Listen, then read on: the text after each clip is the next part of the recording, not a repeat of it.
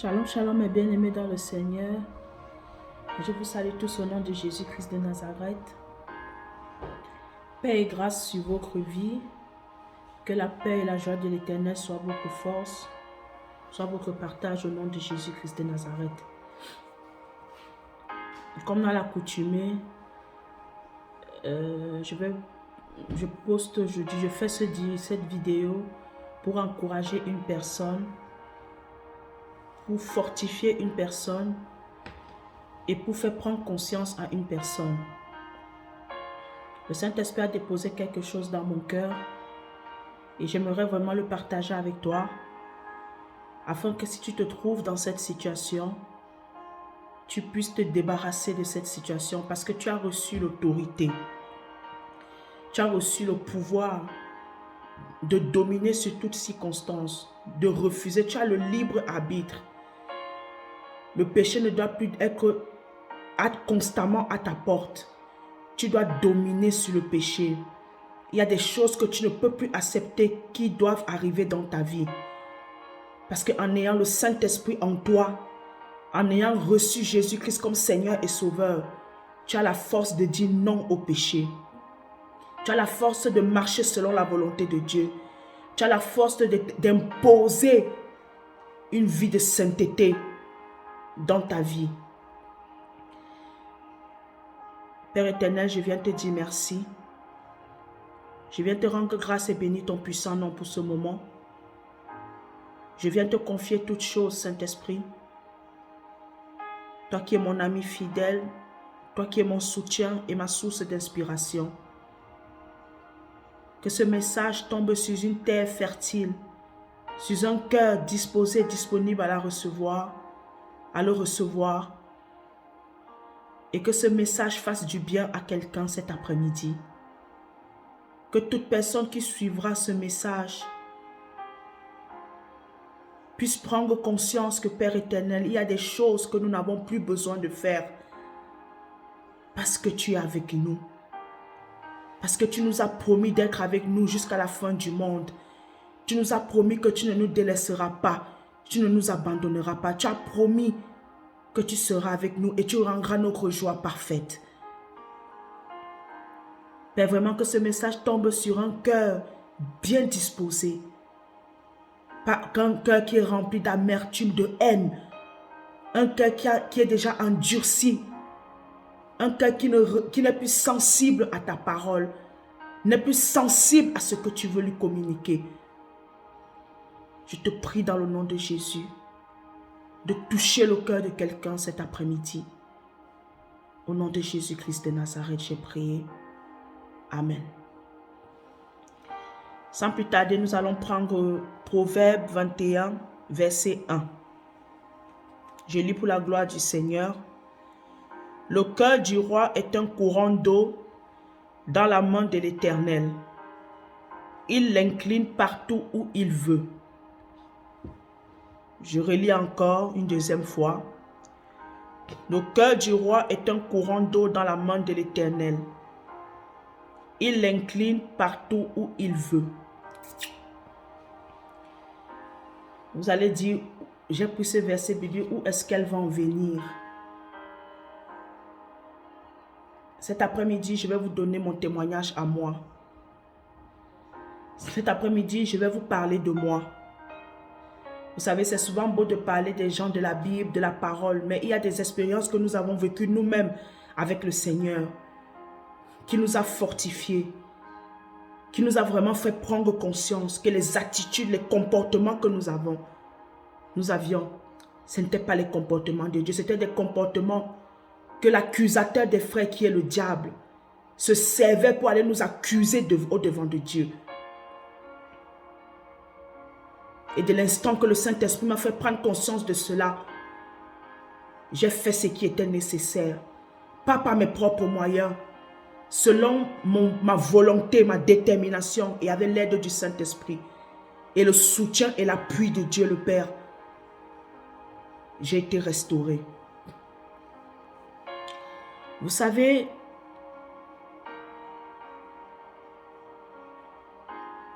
il arrivait un moment donné dans ma vie où je passais mon temps, je priais en fait, je priais beaucoup. Et puis, quand j'avais une situation qui survenait dans ma vie, je priais. Mais je n'attendais jamais que Dieu intervienne. J'avais déjà une roue de secours.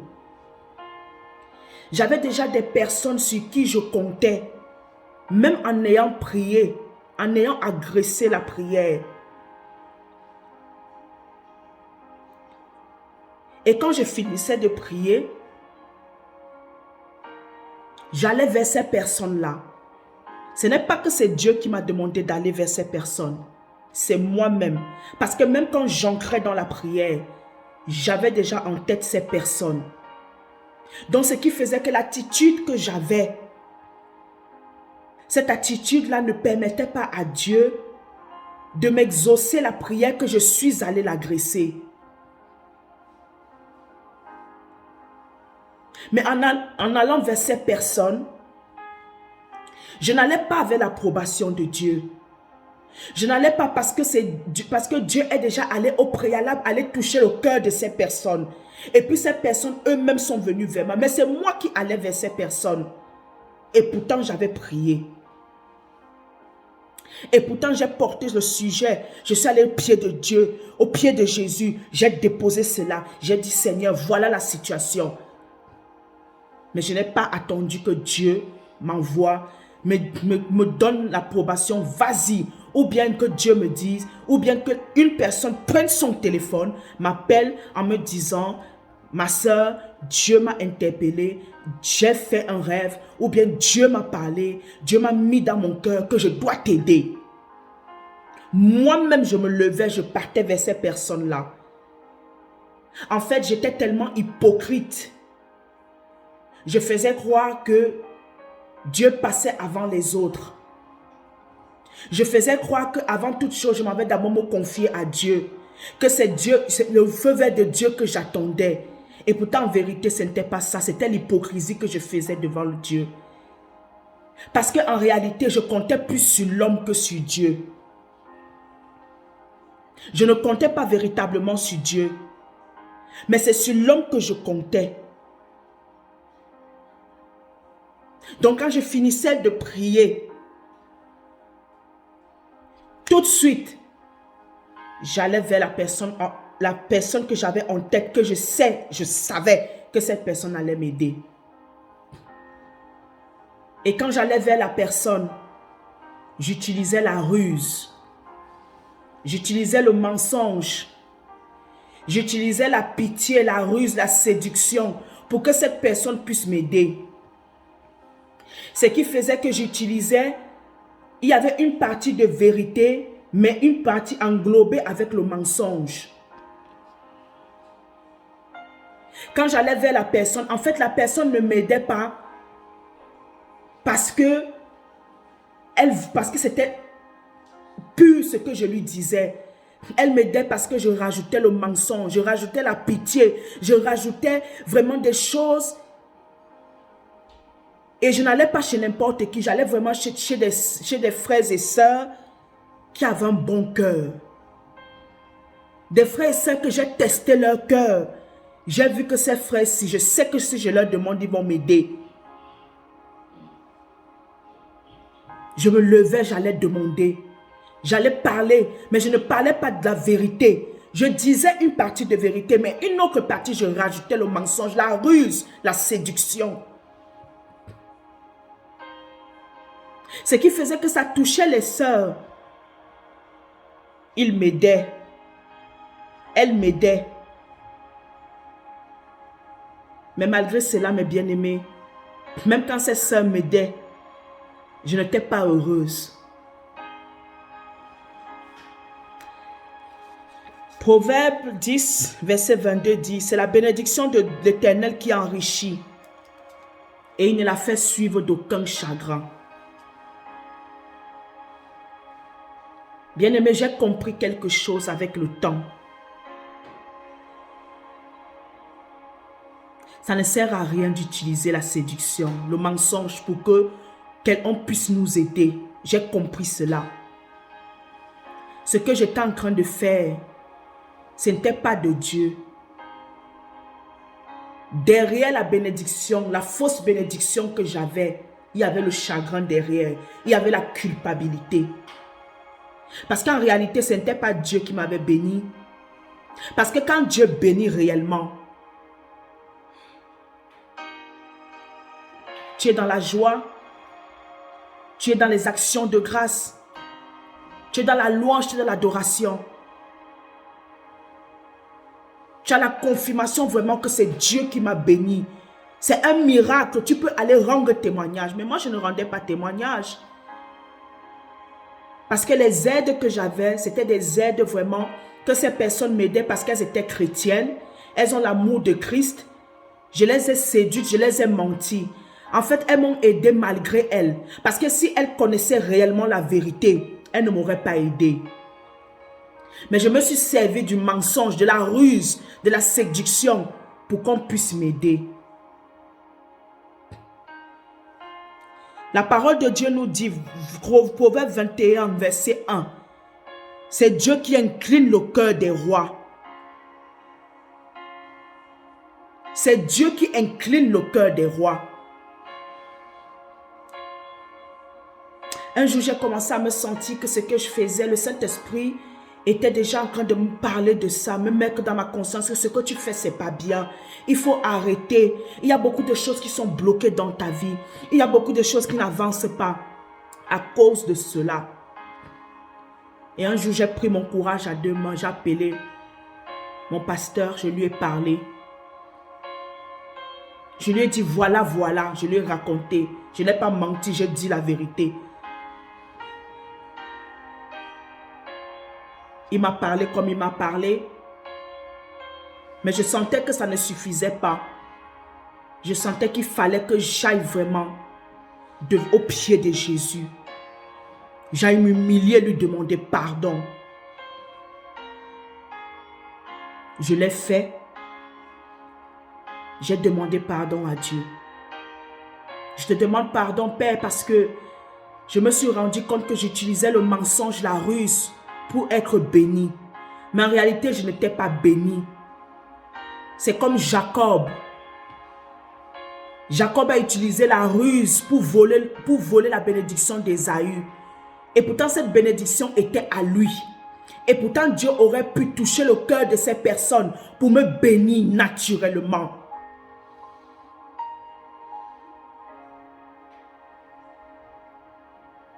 La parole de Dieu nous dit, quand les voies d'un homme sont approuvées par Dieu, Dieu se sert même des ennemis de cette personne pour le bénir. Mes voies n'étaient pas approuvées par Dieu.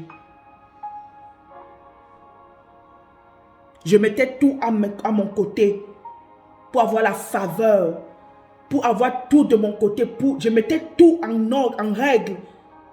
Je manigançais déjà les plans. Comment est-ce que j'allais parler?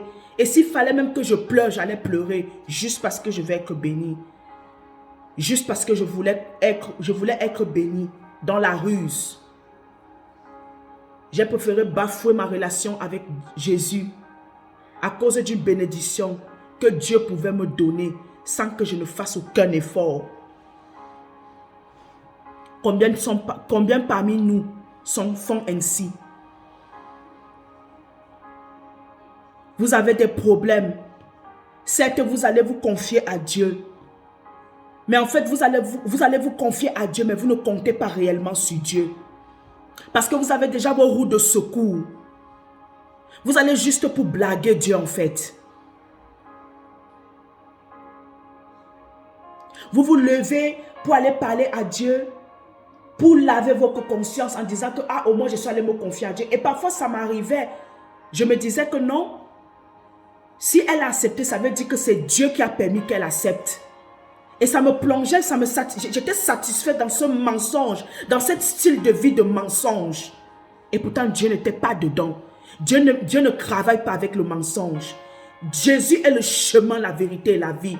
C'est le diable qui est le père du mensonge. Dieu ne peut pas travailler avec le mensonge. Lui-même, il a dit dans sa parole, vous ne pouvez pas servir deux maîtres à la fois. Vous allez haïr un et aimer l'autre. Vous allez haïr un plus que l'autre.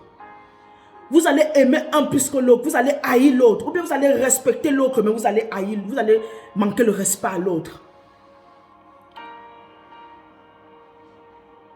Je partais devant le Seigneur me confier. Oh oui, papa, je te confie ce problème. Mais j'avais déjà ma ruse. C'est comme il y a des personnes pour aller pécher. Elles vont aller chercher. Elles vont aller chercher la solution. Et pourtant, elles ont déjà leur propre solution à elles-mêmes.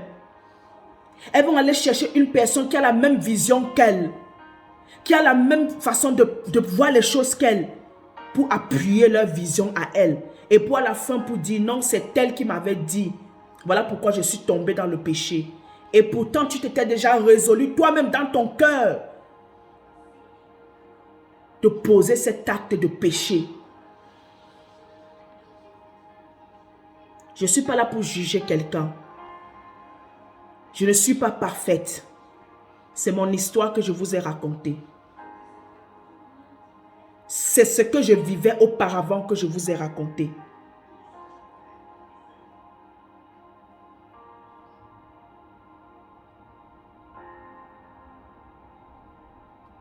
C'est ce que je vivais auparavant que je vous ai raconté.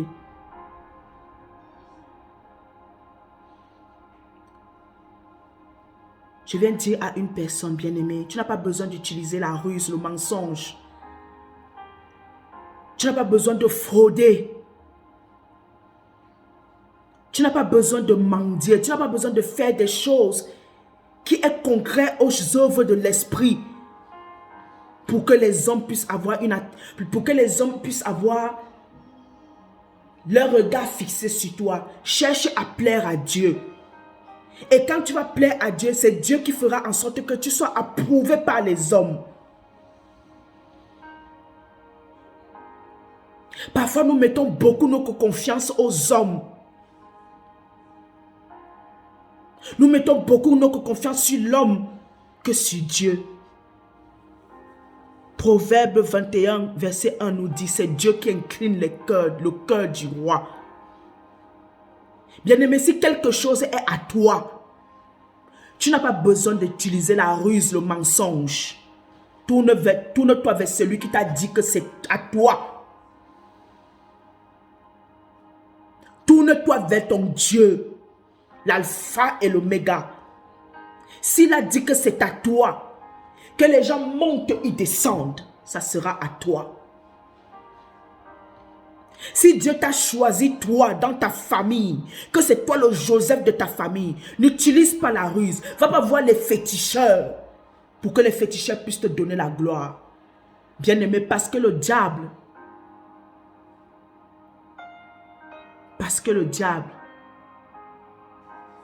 donne la gloire. Mais c'est Dieu qui élève. Et la gloire du diable ne dure jamais, il y a des conditions.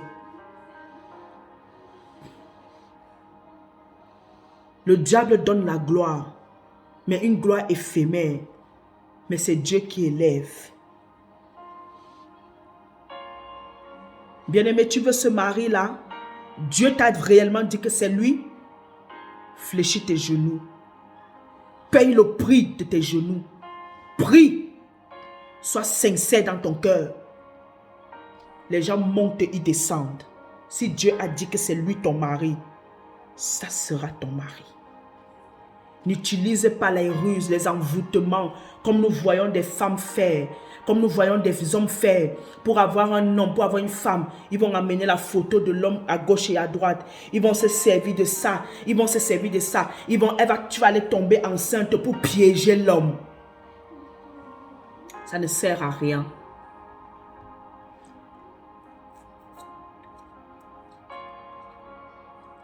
Ça ne sert à rien, mon bien-aimé. Ça ne t'amènera nulle part. Ça va te rattraper tôt ou tard. Ça te rattrapera tôt ou tard. Ça ne servira à rien. Si Dieu t'a dit que cet emploi c'est pour toi, ne va pas casser le sucre derrière le dos de tes collègues.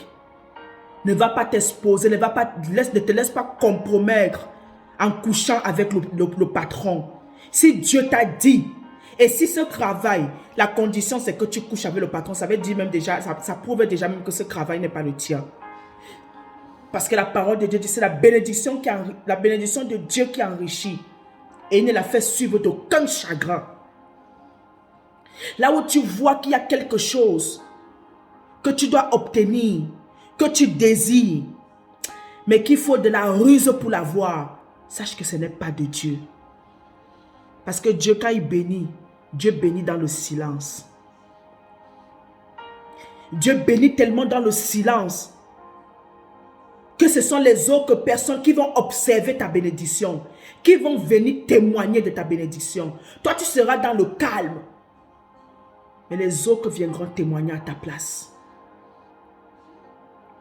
Nous avons vu de la manière que Jésus est arrivé dans le monde. Les Juifs, son peuple, ne l'ont pas reconnu parce qu'ils se disaient que Jésus va arriver dans une gloire immense. Il va resplendir, il va briller. Moi, on dit que Jésus n'avait rien pour plaire. Jésus n'avait rien pour plaire. Il est arrivé comme une simple personne. Beaucoup de personnes ont dit, parce qu'ils étaient tellement habitués avec lui, ils ont dit, n'est-ce pas le fils de Joseph, le fils du charpentier? Et pourtant, c'était le roi des rois.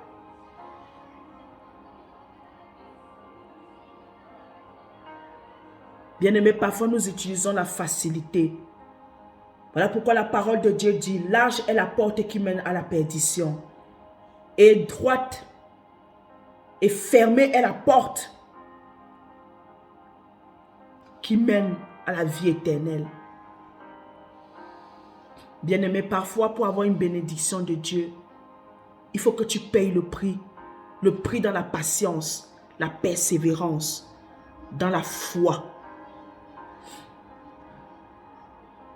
dans la fermeté, dans la discipline, dans la loyauté et la fidélité envers Dieu. Moi, je n'avais pas compris cela. Je mettais la vérité en devant et derrière, je rajoutais le mensonge. Ce qui faisait qu'en fait, la vérité n'était plus vraiment la vérité. C'était devenu pur et simple le mensonge. Et la bénédiction que je recevais, ce n'était pas une bénédiction qui venait de Dieu. Moi-même, j'avais conscience de cela. Mais quand l'ennemi veut te faire demeurer dans le mensonge, dans le péché, il te fait croire autre chose. Que non, tu as dit la vérité. Tu as dit la vérité. Ce que tu as dit, c'est la vérité. Tu n'as pas menti, tu as dit la vérité. Tu as juste un peu arrangé pour faire... C'est normal. Tu n'as pas voulu exposer toute ta vie. C'est normal que tu aies raconté comme ça. C'est les pensées que j'avais. Ce sont les raisonnements que je me donnais à moi-même. J'étais heureuse quand j'avais fini, quand je parlais. Quand la sœur me disait que oui, sœur, ne t'inquiète pas, je vais te bénir, ne t'inquiète pas, ça va aller. Tu veux que je fasse comment? Tu veux que je t'envoie l'argent comment? Quand je disais ça, j'étais contente. Mais bien aimé, en réalité, cet argent que je recevais, cette aide que je recevais, ne me rendait pas heureuse. Parce qu'en réalité, c'était un argent empoisonné, toxique. Pas pour la sœur, parce que la sœur, elle a fait avec un bon cœur. Mais c'était toxique pour moi. C'était empoisonné pour moi. J'ai utilisé la ruse. J'ai menti une sœur, un frère, une sœur de l'église pour avoir une bénédiction que Dieu pouvait me donner sans que je n'ai besoin d'utiliser la ruse ou le mensonge. Et la nuit, j'arrivais à bien dormir. Je ne me souciais pas de me repentir. Je trouvais ça normal. Mais en réalité, ce que je faisais avec ce qui était prévu, c'est que l'aide que la sœur me donnait, ça ne réjouissait pas mon cœur en réalité. Je n'étais pas heureuse, j'étais la plus malheureuse. Je viens te parler à toi. Arrête d'utiliser la ruse. Jésus est le chemin, la vérité et la vie. Je suis passée par là. Et je peux vous dire que depuis que j'ai arrêté cela, les portes s'ouvrent dans ma vie. Les portes que je ne pouvais même pas m'imaginer. Je n'ai plus besoin d'utiliser le mensonge. Dès que je dis la vérité, une situation qui pouvait être condamnable pour moi, Dieu me fait grâce. Parce que j'ai choisi de dire la vérité. Parce que j'ai fait cette promesse à mon Dieu. Père, ce n'est pas à cause de cela que je vais me séparer de toi. Ce n'est pas à cause de cela que je vais être infidèle. Qu'est-ce qui me séparera de l'amour de Dieu? C'est un choix que tu as aujourd'hui. Si tu as l'habitude de faire cela, Dieu te donne l'opportunité cet après-midi de te repentir. Et fais le choix, peu importe la situation. Je fais confiance à papa. Peu importe. Je m'accroche à toi, papa. Parce que je sais que tu n'es pas un homme pour mentir. Tu as dit tu es fidèle à ceux qui te sont fidèles. Je fais le choix de t'être fidèle. Parce que je sais que mon Rédempteur est vivant. Il se lèvera le dernier sur la terre pour moi.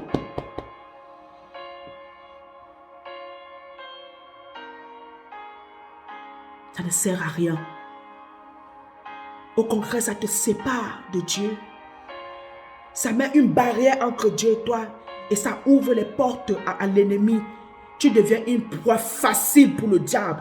Si avant le diable n'arrivait pas à t'atteindre, à cause de cela, il arrivera à t'atteindre. Nous avons vu Job n'avait rien fait. Mais il allait dire à Dieu, essaye de lui enlever ça, on verra s'il va encore t'aimer. On verra s'il te restera encore fidèle, s'il sera encore intègre.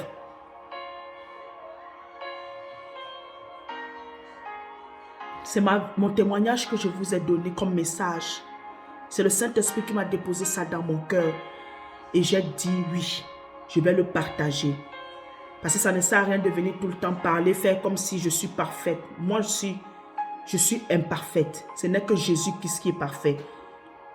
Je suis faillible. Ce n'est que Jésus-Christ qui est infaillible. Voilà pourquoi j'ai voulu partager mon témoignage avec toi. Si tu te retrouves dans ces choses-là, sors de là le plus vite possible. Dieu te donne une opportunité. Ne laisse pas l'ennemi avoir le dessus sur toi, te dominer parce que tu as reçu le pouvoir de marcher sur le scorpion. Tu as reçu tout pouvoir. Tout dépend de toi. Parce que tant que tu n'ouvres pas une porte à l'ennemi, l'ennemi ne peut pas te toucher. Mais si toi-même tu ouvres la porte à l'ennemi se sert de ce que tu l'offres pour venir t'abattre, te voler, égorger et détruire. Et quand tu auras fait cela, il va aller devant Dieu, parce qu'il est l'accusateur des frères. Il va aller dire, regarde celle-là qui dit qu'elle t'aime, elle te sert, elle te loue. Tous les dimanches, elle va à l'église. Elle fait ceci, elle fait cela. Mais regarde le comportement qu'elle a. Et vous savez, Dieu est un Dieu de justice. Il est un Dieu juste. Si tu as quelque chose du diable en toi, vu que Jésus-Christ a dit, voici le prince de ce monde vient, mais il n'a rien à moi. Mais si toi, tu as quelque chose du diable en toi, Dieu laissera le diable s'occuper de toi. Dieu laissera le diable faire de toi ce qu'il veut. Parce que tu as quelque chose du diable en toi. Alors bien-aimé, prends cette ferme décision. Abandonne cela. Abandonne. Si tu connais quelqu'un qui utilise ce style de ruse, ce style de stratégie, de technique diabolique, partage-lui ce message. Que Dieu te bénisse abondamment. Bonne semaine, bonne fin de journée et à la semaine prochaine, si Dieu le veut. N'oublie pas, ce n'est pas un jugement, mais c'est un témoignage. Parce que moi-même, je ne suis pas parfaite. C'est le Saint-Esprit qui a déposé cela dans mon cœur que je viens de partager avec toi.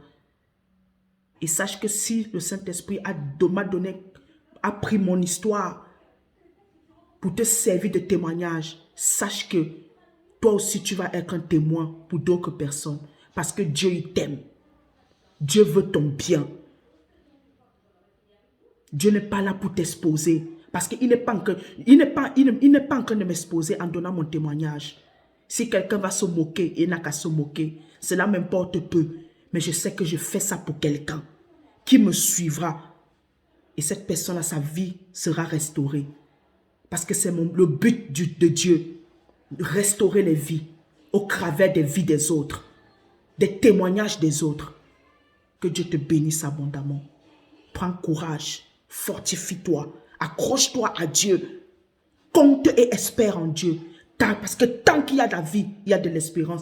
Tant que tu as de l'espérance, tu as la vie en toi. Que Dieu te bénisse abondamment. Bonne journée. À la semaine prochaine.